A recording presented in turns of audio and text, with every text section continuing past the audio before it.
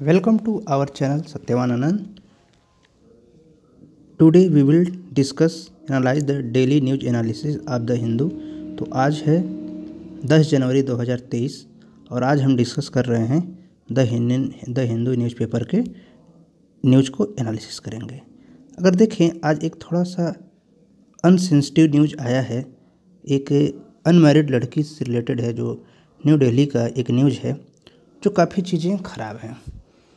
हम देखते हैं समाज में लोग इतना अनसेंसिटिव हो गए, असंवेदनशील हो गए हैं कि वो कुछ भी कर सकते हैं और उनके अंदर कोई दया नाम का कोई चीज़ नहीं है, कानून नाम की कोई चीज़ नहीं है और न ही मोरालिटी, नैतिकता, एथिक्स, इंटीग्रिटी सब कुछ खो बैठे हैं।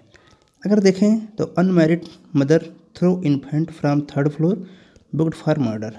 एक लड़की थी जिसकी उम्र 20 साल है, वो दिल्ली की रहने वाली है। उसने क्या किया, सेक्सुअल रिलेशन बनाया किसी से। अभी उसकी उम्र सिर्फ 20 साल है और उससे वो प्रेग्नेंट हो गई। उसने कोई कंट्रासेप्टिव यूज नहीं किया, ना तो उसके बॉयफ्रेंड ने यूज किया।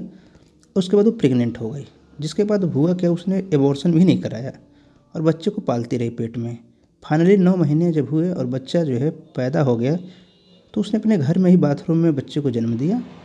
और चूँकि सोशल स्टिग्मा के डर से कि लोग क्या कहेंगे, इस भावना से उसने 3rd फ्लोर से, वो किसी अपार्टमेंट में रहती थी, उसने 3rd फ्लोर से बच्चे को उठा करके नीचे फेंक दिया। अब नवजात बच्चा तुरंत पैदा हुआ, बच्चा तुरंत गिर करके मर गया। बाद में पुलिस ने पाया तो फिर उधर उसने तलाशी करनी शुरू कर दी और कि कहाँ पर, फिर उसको कई सारे अपार्टमेंट पुलिस ने छानबीन किया तो उसे एक अपार्टमेंट में मिला, खून के कुछ निशान मिले। उसने खून के निशानों को खोजते खोजते पहुँची और फाइनली उसने एक लेडीज, एक कमरे, एक फ्लैट को आइडेंटिफाई किया। फिर फाइनली उस लड़की ने डर के मारे सब कुछ बता दिया कि हाँ उसी का बच्चा है, उसी ने मारा है। समस्या यह है कि बच्चे को जब ले जाया गया हॉस्पिटल, मेट्रो हॉस्पिटल में नोएडा में, तो बच्चा मर चुका था और बाद में उस लड़की को भी ले जाया गया, उसका मेडिकल वगैरह कराया गया है और बच्चे को फिर दूसरे हॉस्पिटल में भेज दिया गया है जो भी डेड बॉडी है। परंतु समस्या ये है कि लोग संविधान का पालन नहीं करते हैं। सामाजिक नैतिकताओं, मोरालिटी, एथिक्स का कोई महत्व नहीं है संसार में। लोग सिर्फ फिल्मों को देखते हैं या इसी तरह से किसी भी अनवांटेड चीज़ों को देखते हैं और उससे वो एक्साइटेड हो जाते हैं, सेक्सुअल रिलेशन बनाएंगे। पर इसमें कोई सेंसिटिविटी नहीं है। बच्चे को जन्म दे करके मार देना कोई उचित बात नहीं है। अगर बच्चा नहीं चाहिए था तो उसका एबॉर्शन कराया जा सकता था, लेकिन उसने ऐसा नहीं कराया, बच्चे को मार दिया। अब उसके ऊपर एक FIR किया गया है, section IPC, Indian penal code के सेक्शन 302 यानी मर्डर का केस, और साथ ही साथ उसने सारे उसके एविडेंस भी मिटा दिए हैं। तो एविडेंस को मिटाने का भी, ऑफेंस मिटाने का भी जो है 201 जो है IPC का धारा 201 क्या है, वो कहता है कि अगर एविडेंस को, जो कोई भी एविडेंस मिटाता है तो उसके ऊपर वो धारा लगती है। यानी उसके ऊपर 2 धाराओं में, मर्डर और एविडेंस को मिटाने के केस में 2 धाराओं में वो जेल चली गई है। अब सोचने वाली बात यह है, मोरालिटी, एथिक्स की बात यह है कि एक 20 साल की लड़की जो अपनी ज़िंदगी अच्छे से जी सकती थी, वो अपने जीवन में कुछ कर सकती थी अच्छा काम, लेकिन उसने सेक्सुअल ओरिएंटेशन को कंट्रोल नहीं किया। और अगर कंट्रोल नहीं भी कर सकी तो उसे कुछ ऐसे साइंटिफिक चीज़ें यूज करना चाहिए था, कंट्रासेप्टिव यूज करना चाहिए या फाइनली एबॉर्शन करा देना चाहिए था। अदरवाइज उस बच्चे को उसे अपना लेना चाहिए था, पर उसने ऐसा नहीं किया। अब वो जेल जाएगी और फाइनली हो सकता है उसे फांसी की सज़ा हो या आजीवन कारावास हो सकता है। ये बहुत ही ग्रेव कंसर्न है समाज के लिए। समाज में ऐसी ही चीज़ें बढ़ रही हैं, लोग कंप्लीट इनसेंसिटिव हो रहे हैं, घर के लोगों से छोड़ करके बाहर अकेले रह रहे हैं और वो क्या क्या कुकृत्य कर रहे हैं कोई जान नहीं पाता है। ये फ्रीडम, बॉडी ऑटोनॉमी आजकल एक चीज़ें न्यूज़ में चलती है, फेमिनिस्ट मूवमेंट चलता है या अन्य लोग जो टीवी पर आकर बोलते हैं बॉडी ऑटोनॉमी, कि हमारे शरीर पर हमारी कंप्लीट संप्रभुता है, स्वतंत्रता है, हम कुछ भी कर सकते हैं। परंतु बॉडी ऑटोनॉमी का मतलब ये नहीं है कि एक बच्चे को जन्म दे करके उसे मार देना। बॉडी ऑटोनॉमी का मतलब है कि जो संविधान में चीज़ें प्रदान की गई हैं, अधिकार दिए गए हैं, उन्हीं का प्रयोग करते हुए बॉडी ऑटोनॉमी को फुलफिल किया जा सकता है। पर संविधान के बाहर या मॉरलिटी के बियॉन्ड कुछ भी करना किसी तरह से ठीक बात नहीं है। ये विचारणीय तथ्य है, इस पर विचार किया जाना चाहिए। इसके बाद हम आते हैं फर्स्ट पेज पर, एक है यहाँ पर भी कॉन्स्टिट्यूशन से रिलेटेड एक न्यूज है। कॉन्स्टिट्यूशन की बात करें तो भारत में फेडरल स्कीम है। फेडरल स्कीम के तहत एक यूनियन गवर्नमेंट होती है जो पूरे देश का शासन चलाती है, उसका काउंसिल ऑफ मिनिस्टर होता है जिसमें head prime minister of India होता है। उसके सहयोग से, एडवाइस से प्रेसिडेंट ऑफ इंडिया, भारत के राष्ट्रपति शासन चलाते हैं। सिमिलरली राज्यों में राज्यपाल होते हैं और वहाँ पर भी विधानसभा होता है और विधानसभा में काउंसिल ऑफ मिनिस्टर होती है जो एडवाइस देती है गवर्नर को और गवर्नर राज्य का सरकार शासन चलाते हैं। तो ये सिस्टम तो ठीक है, बहुत अच्छी व्यवस्था है, लेकिन हम देखते हैं आजकल कोऑपरेटिव फेडरलिज्म की जगह कॉम्पिटिटिव फेडरलिज्म चलता है। कोऑपरेशन नहीं करते हैं लोग, कंपटीशन, एक दूसरे के साथ कंपटीशन करने में लगे हुए हैं। इसका नतीजा ये है कि आपसी सहमति बना करके कोई काम नहीं किए जाते हैं, हमेशा एक दूसरे से टसन दिखाना चलता रहता है। इसी क्रम में हम देख रहे हैं तमिलनाडु गवर्नर ने असेंबली हाउस जो है वहाँ से उन्होंने मूवमेंट कर दिया, वहाँ से ये फिगर हम देख रहे हैं वो वहाँ से चले गए। हुआ क्या है, असेंबली में जो है शीत सत्र चालू हुआ है। जब भी कोई सेशन, नया सेशन शुरू होता है तो गवर्नर किसी भी विधानसभा में गवर्नर उसे एक स्पीच देते हैं और वहाँ से चीज़ें शुरू होती हैं। तो जो उसमें स्पीच का पार्ट था उसमें कुछ चीज़ें आर.एन. रवि जो तमिलनाडु के प्रेजेंट टाइम में गवर्नर हैं और स्टालिन जो हैं वहाँ पर A.M.K. स्टालिन चीफ मिनिस्टर हैं, मुख्यमंत्री। तो काउंसिल ऑफ मिनिस्टर ने कुछ चीज़ें डॉक्यूमेंट तैयार किए थे, फिर उन्होंने राज्यपाल को दिए। तो राज्यपाल क्या किए, उसमें से कुछ चीज़ों पर उन्हें ऐतराज़ था, उनका कहना था ये चीज़ें नहीं हो सकती, पर हटाया नहीं गया। तो बाद में जब उसको रीडिंग करने का मामला आया तो उन्होंने क्या किया, उस पैराग्राफ को, उस जो पूरा डॉक्यूमेंट उसमें 65 नंबर का एक पैराग्राफ है जिसको उन्होंने पढ़ने से मना कर दिया और वॉकआउट करके चले गए। बाद में जो स्पीकर हैं विधानसभा के उन्होंने बाकी चीज़ों को पढ़ा, लेकिन मुख्यमंत्री जो हैं उन्होंने कहा Stalin moves resolution to retain on record only the approved version of the address of the governor who had left out portion of the text including on the Dravidian model of governance. तो Dravidian model of governance का एक concept लाया गया है जो तमिलनाडु सरकार का है, उससे वो सहमत नहीं थे। इसके अलावा कुछ और चीज़ें हैं जिसको उन्होंने पढ़ने से मना कर दिया। जो 65 नंबर का पैराग्राफ था उसको उन्होंने नहीं पढ़ा। बाद में A.M.K. स्टालिन ने कहा उस चीज़ें हम हटा देंगे, उसको कंसीडर नहीं किया जाएगा। तो समस्या ये है कि आखिर ये चीज़ें हो क्यों रही हैं, क्योंकि यहाँ कॉम्पिटिटिव फेडरलिज्म की कंडीशन है, कोऑपरेटिव फेडरलिज्म की कंडीशन नहीं चल रही है। अगर हम देखें एक पेज नंबर 5 पर उसी से रिलेटेड एक और आर्टिकल छपा है, अभी first Tamil Nadu governor to skip portion of text of speech, इस नाम से एक और न्यूज छपा है। यहाँ पर कुछ एनालिसिस दिए गए हैं। इस एनालिसिस में यही चीज़ बताई गई है कि तमिलनाडु में तो ऐसा पहली बार हुआ है, परंतु देश में ऐसा पहली बार नहीं हुआ है। केरल में हो चुका है, पश्चिम बंगाल में हो चुका है, या अन्य राज्यों में भी इस तरीके की चीज़ें होती रही हैं कि जब गवर्नर ने कुछ टेक्स्ट को पढ़ने से मना कर दिया हो तो ऐसी चीज़ें चलती रहती हैं। अगर हम देखें कि ये चीज़ें चल क्यों रही हैं, आपसी सहमति न बन पाना इसका सबसे बड़ा कारण है। अब समस्या ये है कि आपसी सहमति बन क्यों नहीं पा रही है। तो आइए थोड़ा हम देख लेते हैं कि उस 65 नंबर के पैराग्राफ में क्या था जिसे जो गवर्नर ने स्किप किया। Following the principal and ideals of stalwarts like Thanthai Periyar, NL. Ambedkar, Perunthalaivar, Kamarajar, Perarignar, Anna and Muthamizh Arignar Kalaignar, this government has been delivering the much acclaimed Dravidian model of governance to its people. ये स्टेटमेंट था, इसको उन्होंने एक्सेप्ट नहीं किया। However elsewhere in the speech he mention Kalaignar denoting former chief minister M Karunanidhi. He also made certain extempore remark. तो हम देखते हैं कि ये चीज़ें उन्हें लगा कि कॉन्स्टिट्यूशनल नहीं है। हाँ, ये हम नहीं कह रहे हैं, ये गवर्नर को लग रहा है। तो सबसे बड़ी बात है काउंसिल ऑफ मिनिस्टर को और गवर्नर को, दोनों लोगों को कॉन्स्टिट्यूशन पर अच्छी पकड़ होनी चाहिए और इस चीज़ों से बचना चाहिए, क्योंकि अगर हमारे देश में ये कंपटीशन चलता रहेगा गवर्नमेंट में तो गवर्नेंस एक्चुअल में स्थापित नहीं हो पाएगी। सरकार गिराने और सरकार बचाने की प्रक्रिया हमेशा लगी रहेगी, हॉर्स ट्रेडिंग को बढ़ावा मिलेगा और समाज का विकास कभी नहीं हो सकता कि रेवड़ी कल्चर चलेगी। लोग क्या करेंगे, वोट के समय कुछ न कुछ बांट करके वोट पा लेंगे और उसके बाद पूरे 5 साल तक आपस में सिर्फ इस बात को लड़ते रहेंगे कि हम कौन सा बिल पास करा लें या कौन सा बिल रिजेक्ट कर दें या कौन सा जो है सरकार गिरा दें, किसकी सरकार विधायकों को खरीद लें। इस तरीके की चीज़ें हमारे देश के लिए बहुत ही खतरनाक हैं। एक न्यूज़ और है पेज नंबर 5 पर, Andhra Pradesh moves supreme court seeking fair division of asset liabilities with Telangana. अगर हम देखें तो इसमें एक चीज़ें हैं, आंध्र प्रदेश ने सुप्रीम कोर्ट में क्या कहा है उस चीज़ को हम थोड़ा देखें।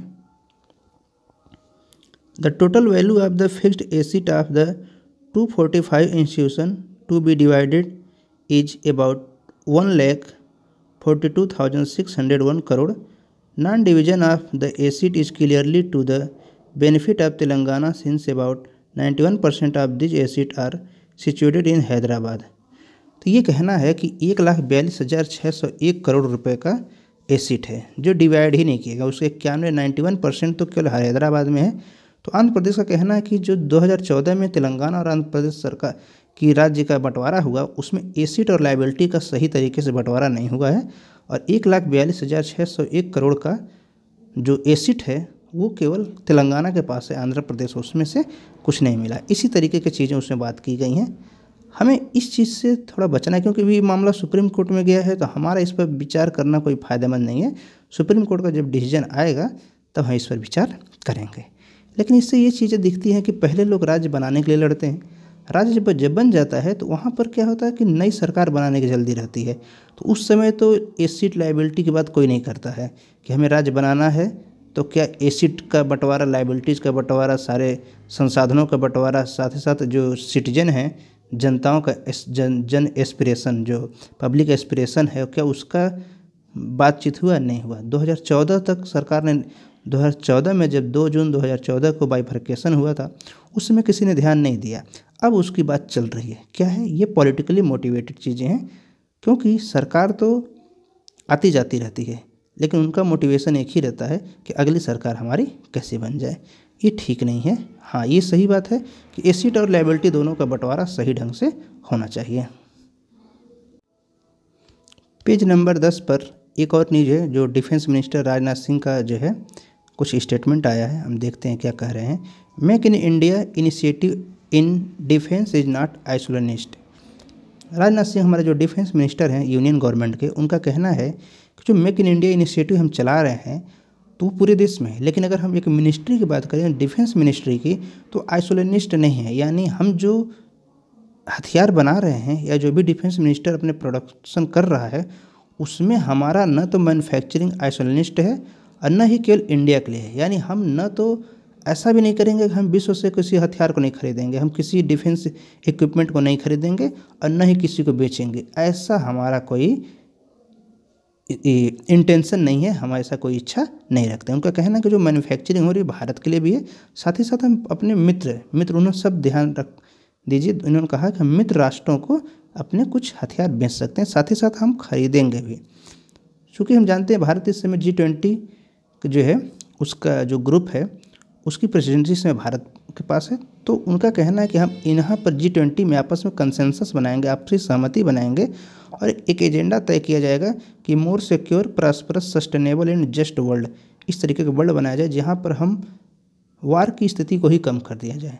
ये सही बात है। भारत ने आज तक कभी किसी के ऊपर हमला नहीं किया है, हमने सिर्फ डिफेंस में अपने बचाव के लिए हमला किया है, अदरवाइज हमने कभी हमला नहीं किया है। तो ये चीज़ें बनी। जो G20 अगर संगठन एक आपस में कोऑपरेशन बना लें तो विश्व युद्ध की जैसी स्थिति है, आपस में जो युद्ध चल रहे हैं उनको रोका जा सकता है, कम किया जा सकता है और हथियारों के मामले में भी हम आत्मनिर्भर बनेंगे ही, साथ ही साथ सुरक्षा को भी बढ़ावा देगा।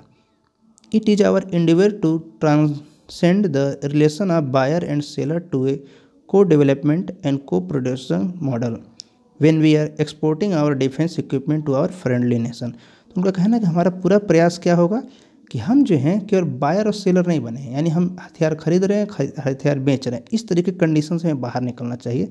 हमें को प्रोडक्शन और को डेवलपमेंट का काम करें, यानी हम जो भी हथियारों को बनाएंगे वो को डेवलपमेंट, यानी 2 या 2 से ज़्यादा राष्ट्र हो सके तो G20 के सभी राष्ट्र मिलकर बनाएं। जैसे भारत में ब्रह्मोस मिसाइल है, ये भारत और रसिया को मिल करके बनाया गया है। तो ये को डेवलपमेंट और को प्रोडक्शन का एक बहुत अच्छा एग्जाम्पल है। तो उनका कहना है कि इस चीज़ को हम G20 लेवल पर लेकर के आएंगे, हम प्रयास कर रहे हैं। अगर ऐसा सफल हुआ तो बहुत अच्छी बात होगी कि हम किसी भी हथियारों का डेवलपमेंट साथ साथ करें, इससे टेक्नोलॉजी का आदान प्रदान होगा और हमारे खर्चे रिसर्च के भी बचेंगे और साथ ही साथ इससे मित्रता बढ़ेगी, तो विश्व शांति स्थापित होगी।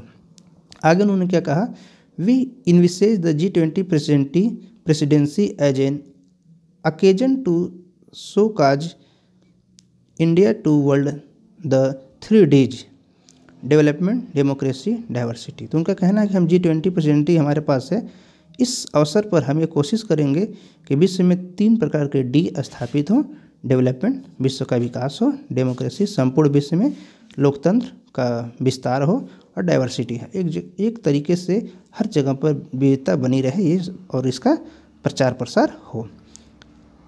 India had been working towards enhancing its defense manufacturing capabilities, particularly in the area of drone, cyber tech, artificial intelligence, radar and other equipment। तो उन्होंने कहा आगे की जो भारत है डिफेंस मैन्युफैक्चरिंग में अपनी कैपेबिलिटी स्थापित कर लिए और हमारा जो कैपेबिलिटी है स्पेसिफिक रूप से हम ड्रोन बनाने में, cyber technology, artificial intelligence, radar और अदर इक्विपमेंट बनाने में हम काफ़ी ज़्यादा महारत हासिल कर चुके हैं। Our defence export had grown by 8 times at last 5 years and now India is exporting to more than 75 countries.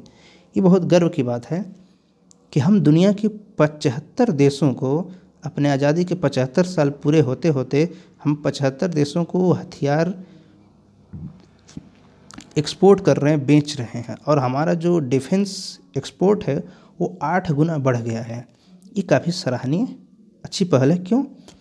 क्योंकि हमारे इससे मित्र, क्योंकि हमने पहले ही कहा हम अपने डिफेंस मैन्युफैक्चरिंग प्रोडक्ट को उसी को बेचेंगे जो हमारा फ्रेंड होगा। इससे साफ पता चलता है कि 75 देश तो श्योर हैं कि वो हमारे फ्रेंड हैं, इससे साफ पता चलता है। दूसरा, हम जब कोई सामान बेचते हैं तो हमें फॉरेन करेंसी मिलती है, तो हमारा जब फॉरेन रिजर्व जो है स्ट्रांग होगा तो हमारा इंपोर्ट बहुत ज़्यादा होता है विदेशों से, इस खास करके जो विशेष रूप से ऑयल, पेट्रोलियम प्रोडक्ट और ये सोना और कुछ इलेक्ट्रॉनिक सामान भी हैं, दवाइयाँ बहुत ज़्यादा, हम दवाइयाँ एक्सपोर्ट भी करते हैं, इंपोर्ट भी करते हैं। तो इन सब चीज़ों के लिए हमें बहुत सारे पैसे चाहिए जो कि हमें एक्सपोर्ट करके ही प्राप्त हो सकते हैं। पॉलिटी से रिलेटेड एक और न्यूज है जिसको सुप्रीम कोर्ट का एक डिसीजन आया है एक मामले में। हम जानते हैं हमारे भारतीय संविधान में यूनिफॉर्म सिविल कोड की संकल्पना की गई है और आर्टिकल 44 अनुच्छेद जो 44 है उसमें जो directive principle of state policy का पार्ट है उसी में है। तो उत्तराखंड गवर्नमेंट ने यूनिफॉर्म सिविल कोड के लिए एक कमेटी बनाया है जिसके लिए उसे चैलेंज किया गया है। तो state governments power to form committee on uniform civil code कांट पर से भी चैलेंज। तो सुप्रीम कोर्ट का कहना है कि अगर कोई कमेटी बनाई जाए तो उसको चैलेंज नहीं किया सकता है। आइए देखते हैं इसको थोड़ा विशेष रूप से। तो सुप्रीम कोर्ट का कहना है ये गवर्नमेंट के पास पूरी अथॉरिटी है कि वो क्या करें, कोई भी कमेटी बना सकते हैं, ये उनके अंदर अथॉरिटी है और इसका जो है एग्जामिनेशन किया जाए कि ये इम्प्लीमेंट किया जा सकता है कि नहीं किया जा सकता है यूनिफॉर्म सिविल कोड, तो इस तरह को मामले को चैलेंज नहीं किया जा सकता है।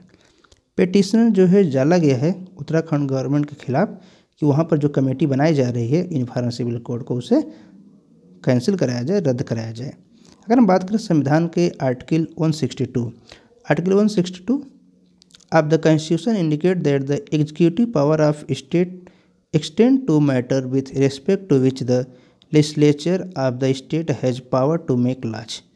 तो संविधान का अनुच्छेद 162 आर्टिकल 162 कहता है कि स्टेट गवर्नमेंट के पास, एग्जीक्यूटिव के पास पूरी पावर है कि स्टेट लेजिस्लेचर इस तरीके के कानून बना सकती है, वो किसी भी मामले पर कानून बना सकती है जो उसको पावर दिए गए। अगर हम बात करें कॉन्करेंट लिस्ट की, जैसे शेड्यूल 7 की बात करें तो वहाँ पर 3 लिस्ट बनाए गए। संविधान का जो शेड्यूल 7 है उसमें सेंट्रल लिस्ट, स्टेट लिस्ट और कॉन्करेंट लिस्ट है। तो स्टेट लिस्ट पर स्टेट कानून बनाएगा, सेंट्रल लिस्ट पर सेंट्रल यूनियन गवर्नमेंट और कॉन्करेंट पर दोनों बनाएंगे। लेकिन अगर कोई कॉन्फ्लिक्ट क्रिएट होती है तो सेंट्रल गवर्नमेंट यानी यूनियन गवर्नमेंट द्वारा बनाया गया कानून मान्य होगा। परंतु अगर स्टेट गवर्नमेंट ने कोई कानून बनाया और राज्यपाल ने सिग्नेचर नहीं किया बल्कि उसे राष्ट्रपति को सिग्नेचर करने के लिए भेज दिया और राष्ट्रपति महोदय ने उस पर साइन कर दिया, इस मामले उसके बाद अगर फिर यूनियन गवर्नमेंट कोई कानून बना दे उसी मामले पर, तो वहाँ पर यूनियन गवर्नमेंट का कानून एक्टिव नहीं होगा बल्कि राज्य गवर्नमेंट सरकार के बनाए कानून एक्टिव होंगे।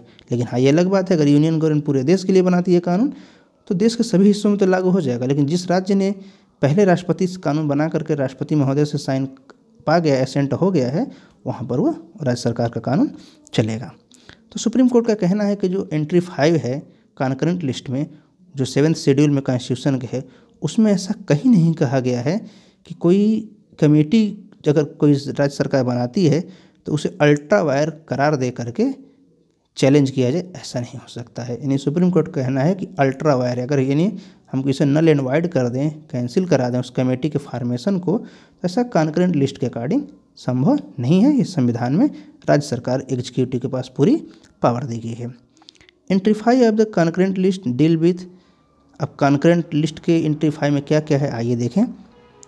तो marriage, divorce, infant and minor, adoption, will, intestacy, succession, joint family and partition, all matter in respect of which parties in judicial proceeding were immediately before the commencement of the constitution subject to their personal law। यानी जो personal law है, जैसे शादी विवाह का मामला है, divorce का मामला है, माइनर बच्चों का मामला है, एडॉप्शन उनकी कैसी होगी, कोई अपनी वसीयत लिखना चाहता है, जॉइंट फैमिली का मामला है, संपत्ति का बंटवारा है, या इस तरह की जो चीज़ें हैं, तो उसमें कोई भी कानून बनाने की राज्य सरकार के पास शक्ति है। तो यहीं पर यूनिफॉर्म सिविल कोड का भी मामला इसी के परव्यू में आ जाता है। इसलिए उसने उत्तराखंड गवर्नमेंट इस पर कमेटी बनाई है, पर कुछ लोगों को प्रॉब्लम थी, पर सुप्रीम कोर्ट ने उसे उस पिटीशन को एक्सेप्ट नहीं किया। State government did indeed have the power to take step toward implementation of the uniform civil code would prove decisive and encourage other state to take similar. इसके साथ ही साथ सुप्रीम कोर्ट ने उसको तो रिफ्यूज कर दिया पिटीशन को, साथ ही साथ उन्होंने एक बहुत अच्छा ऑब्जर्वेशन लिया और साथ ही साथ उन्होंने एक कमेंट किया कि स्टेट गवर्नमेंट को ऐसा करना अच्छी बात है, इस तरीके के स्टेप लेने चाहिए कि यूनिफॉर्म सिविल कोड को लागू किया जाए, क्योंकि हमारे संविधान में अगर वो चीज़ दिया गया है उसे लागू किया जाना चाहिए। और अगर एक कमेटी बन रही है तो बहुत अच्छी बात है, क्योंकि वहाँ पर कंसेंसस बनाने की कोशिश की। कमेटी जो है अन्य जो स्टेक होल्डर हैं उनसे राय लेगी, अपने सारे हिस्ट्री के चीज़ों को खंगालेगा और सारे नियम कानूनों को खंगालेगा, सुप्रीम कोर्ट हाई कोर्ट के आर्डर को खंगालेगा कि क्या क्या चीज़ें इसमें सम्मिलित की जा सकती हैं, क्या नहीं। तो ये बहुत अच्छी बात है, और अगर ऐसा होता है तो दूसरे राज्य भी इससे प्रभावित होंगे, उन्हें इनकरेजमेंट मिलेगा, उत्साहित होंगे, अन्य राज्य भी ऐसा करेंगे। हम जानते हैं कि गोवा भारत का एक ऐसा राज्य जहाँ पर यूनिफॉर्म सिविल कोड लागू है, लेकिन अन्य जगहों पर लागू नहीं है। तो इसके बाद आइए देखते हैं नेक्स्ट आर्टिकल। नेक्स्ट न्यूज है, over 3.12 lakh Indian railway post lying vacant से minister.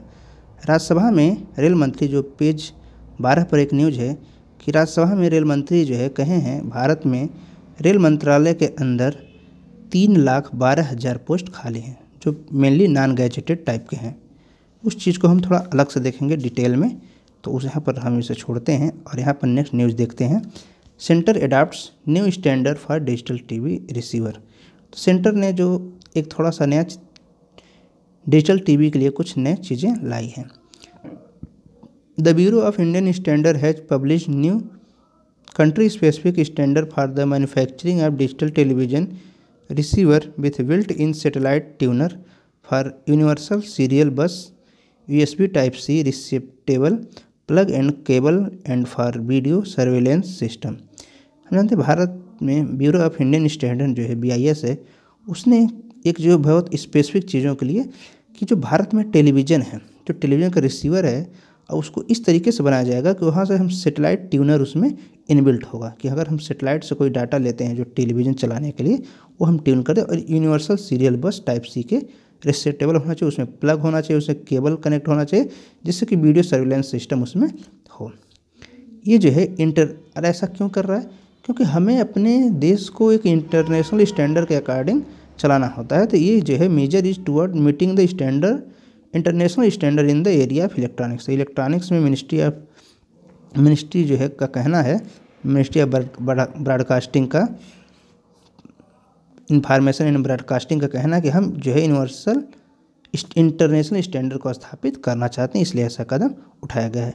Under the new standard for television, the digital television receiver will now come with inbuilt satellite tuner.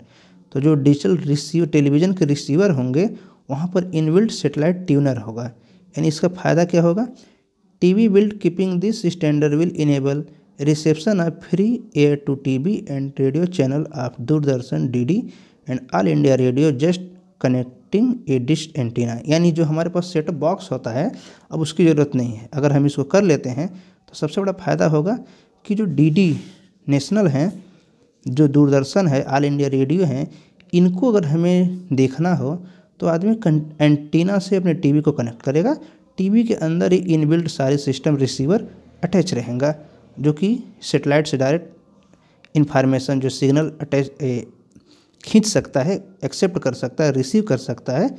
तो उसको सेटअप बॉक्स नहीं खरीदना पड़ेगा, अन्य चरण के लिए उसे खरीदना पड़ेगा। According to the ministry can save the cost of purchasing setup box for viewing various paid and free channel. साथ ही उन्होंने कहा इसमें हम पेड चैनल भी देख सकते हैं, फ्री चैनल भी। यानी सीधे हम कहें तो सेटअप बॉक्स का जो खर्चा है वो बच जाएगा, टीवी में ही इनबिल्ट रहेगा। ये तो बहुत अच्छी बात है और ये चीज़ पहल करना काफ़ी सराहनीय है। आगे देखें, टीवी चैनल से ही एक और रिलेटेड न्यूज़ है कि टीवी पर हम देखते हैं टीवी वाले आजकल कुछ ज़्यादा ही उपद्रव मचा रहे हैं। टीवी चैनल पर कुछ ऐसी चीज़ें दिखाई जाती हैं जो एक ही न्यूज़ को पूरे दिन, पूरे हफ्ते दिखाए जाते हैं। इससे क्या होता है, न्यूज़ तो होता नहीं है, बस एक तरीके बकवास करते हैं। शाम को 4 लोगों को बुला करके, जिनके पास कोई ज्ञान नहीं है पर वो ज्ञान बांटने आ जाते हैं, जिनके पास संविधान का कोई नॉलेज नहीं है, जो अगर कोई जानकार है भी तो संविधान को किनारे करके उल्टी सीधी बात करते हैं। साथ ही साथ अगर देखें टेलीविज़न वाले भी कुछ ऐसी चीज़ें दिखाते हैं जो दिखाने नहीं चाहिए मोरालिटी के हिसाब से। तो इसी के अकॉर्डिंग गवर्नमेंट ने कुछ इनिशिएटिव लिया है। TV channels told not to air disturbing gory footage. तो उनको कहा गया है कि कोई भी ऐसा जो डिस्टर्ब करे, कोई जो देखने में अच्छा नहीं, भद्दा चीज़ें, घृणित चीज़ें हों, उन्हें दिखाने से बचना चाहिए। साथ ही साथ सबसे बड़ा बात है, जनता तो परेशान होती है, उन्हें थोड़ा हेजिटेशन होता है, कुछ अन्य चीज़ें, समस्याएं, साइकोलॉजिकल समस्याएं आ सकती है। जो रिपोर्टर होता है, न्यूज़ रिपोर्टर, वो भी तो वहाँ पर घटनास्थल पर जाकर ऐसी चीज़ों की रिपोर्टिंग करता है, तो उसके ऊपर भी साइकोलॉजिकल इफेक्ट पड़ेगा।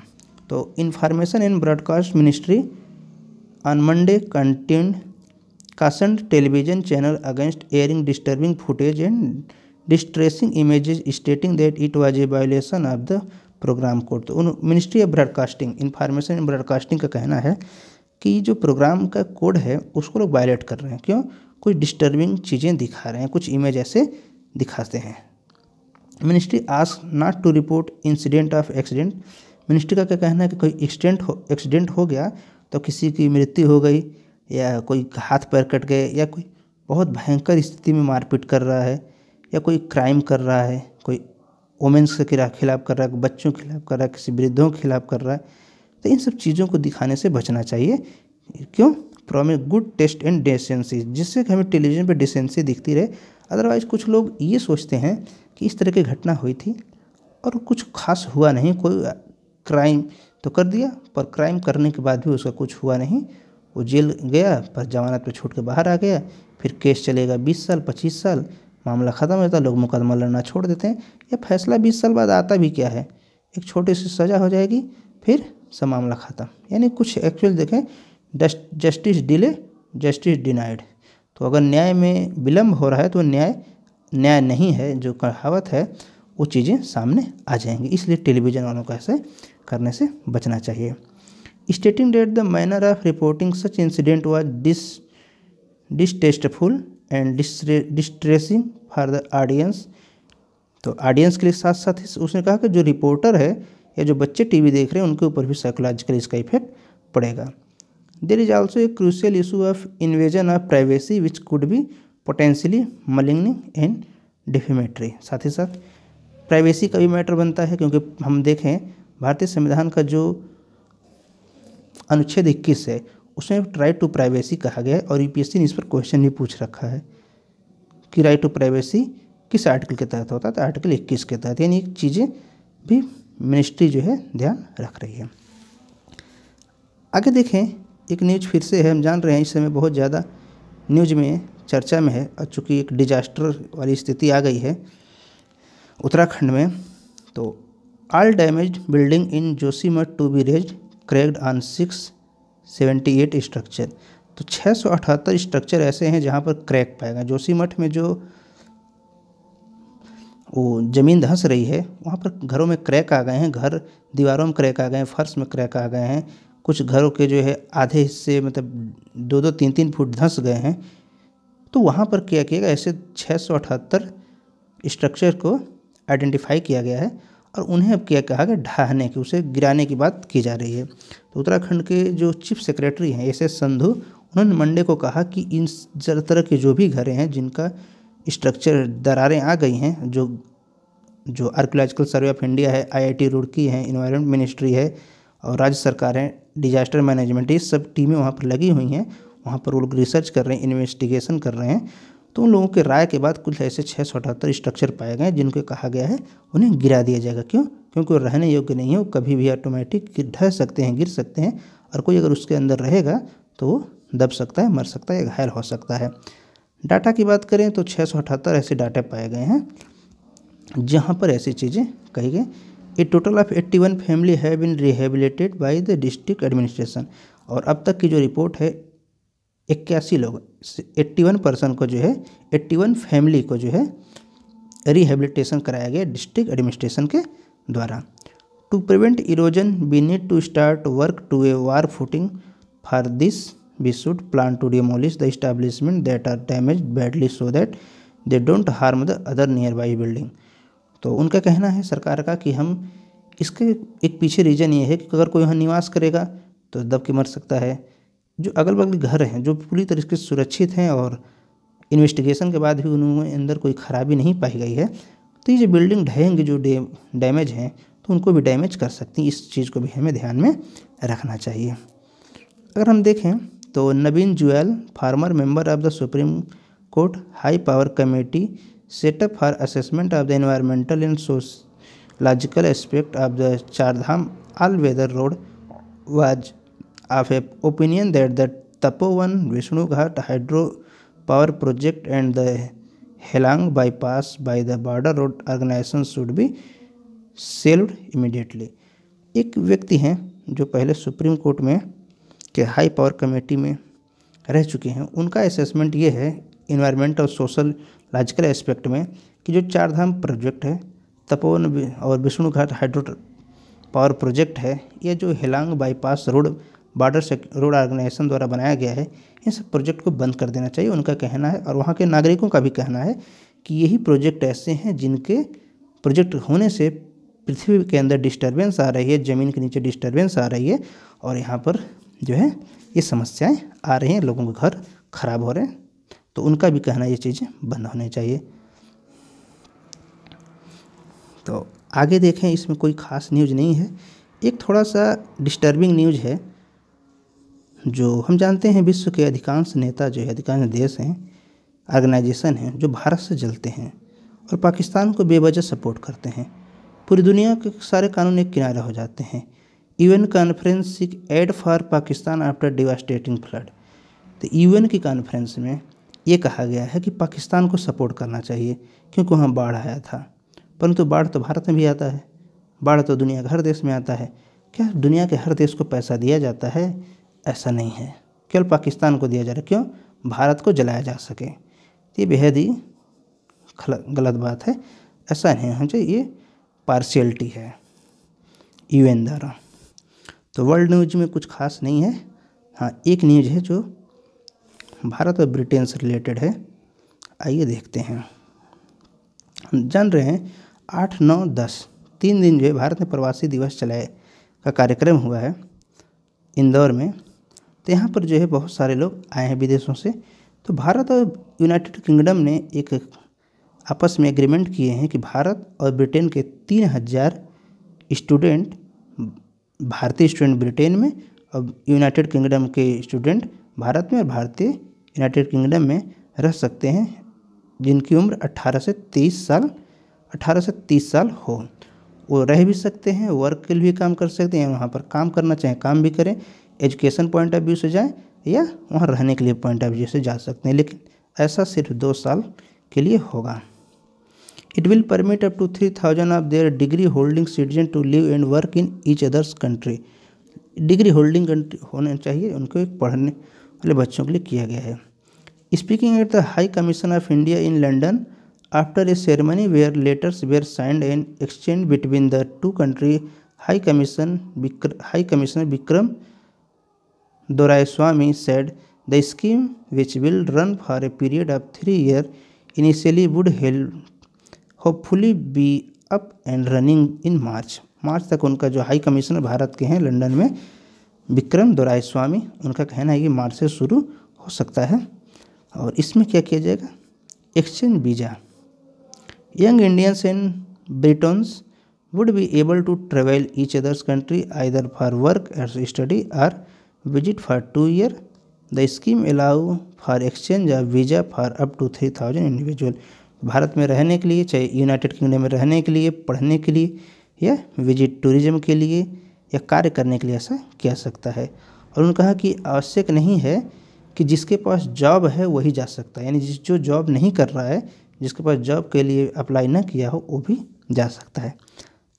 आगे जो है दोरायस्वामी का क्या कहना है, successful candidate could look for a job, educational, cultural opportunity once they arrived in their host country or they couldn't just visit.